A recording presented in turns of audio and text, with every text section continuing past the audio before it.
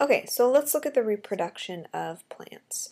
Let's first just take a look at the flower, the structure of a flower. You should be able to not just only label, but draw. So make sure within your website you are drawing this flower as well as the things that you see on the left-hand side. So looking at the structure of the sepal,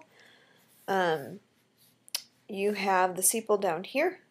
And this structure is going to protect the bud of the flower before it even opens up.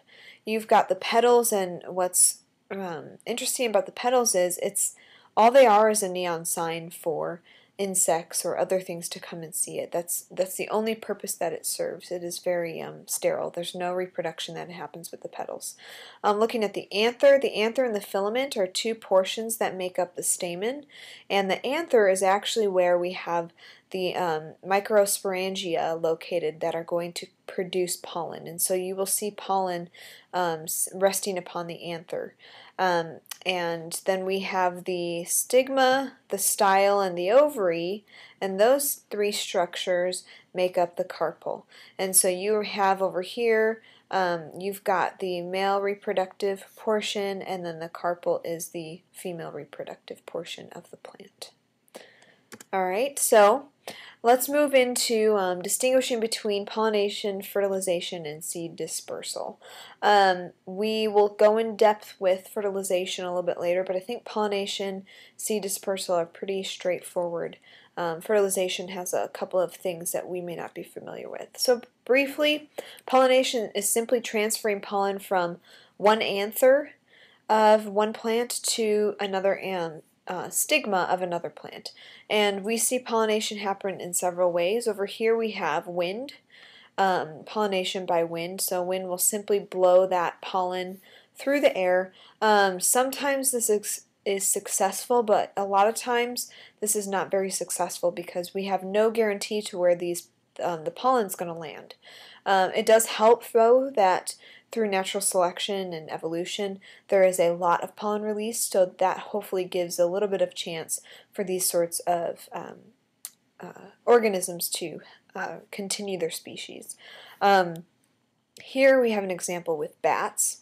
We see bats coming in and eating the nectar of a cactus, and through that pollen will attach to their mouths, and as they go from cactus to cactus, they will transfer that pollen onto a different stigma. And lastly, we see this obviously with bees. This picture is actually one that I took in Tahiti. We were just sitting in the hotel, and there were all these lily pads with these flowers that were just there, and it was really pretty, and all of a sudden I realized there's lots of bees just kind of hopping from lily to lily, and what was kind of cool is that they were so busy trying to get the nectar inside of the flower that they weren't paying attention to me. So I was able to get real close, just kind of watch them and take a couple of pictures. So that was kind of cool. And I'm scared of bees, so for me to like stare at the bees was kind of cool. Okay, let's take a look at fertilization. We know that fertilization is simply sperm meeting the egg, but with plants it's a little bit different.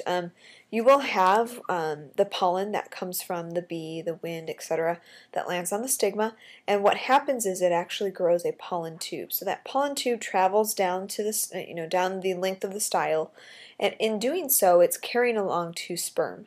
And as that sperm reaches down into the ovule, it's going to fertilize first the egg, which is in yellow, and then secondly, which is why we have double fertilization as seen in plants, it's going to fertilize what is called the polar nuclei. And the polar nuclei essentially are going to become part of the food for the seed itself. And so we have this concept of double fertilization that is going to occur. And we'll continue to talk about that within class. Lastly, we see seed dispersal, and this one I think you probably talked about in junior high. It's kind of interesting to talk about the different ways that seeds get dispersed. For example, on the left you can see that there's a picture of a coconut. So coconuts just, when they fall off the tree, they can get stuck in the ocean, and as they travel, they find their way to a different island. They can start to grow there. One you may have seen in my classroom or other science teachers' classrooms is this thing right here.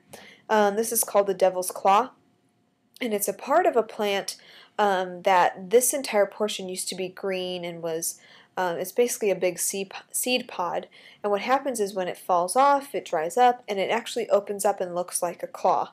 You could take a look at the one I have in class, and it's this region right here it has lots of little stickers, and so if a bear is walking through the forest or something, and it can, basically this entire devil's claw will stick to his foot, onto his fur, and then that seed, and the seeds inside, I should say, can be transferred somewhere else when he finally gets that thing off of him, and then the seeds may or may not grow in that area.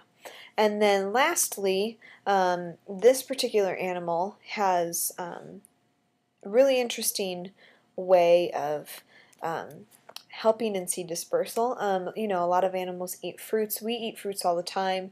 Obviously, our fruits never really go anywhere, but within this particular type of cat, seen in the Philippines and Indonesia, they will eat these berries, and the berries are actually coffee. So if you've ever heard any stories about coffee from cat poo, that's basically what this is that their bodies are able to digest the fruit outside of it, and then they release those seeds later because their bodies cannot fully digest the seeds. They stay as a whole, and then what humans have done is they've collected these, they have cleaned them, washed them, and then roasted these coffee beans, and you can have a cup of coffee from cat poo for about $30 a cup, or $80 to $100 a pound, if not even more. So it's really interesting how we've actually taken that and kind of tried to make money off of that. But I will probably never buy that kind of coffee. I'll just stick with Starbucks or something. But that's all I want to talk about within this video,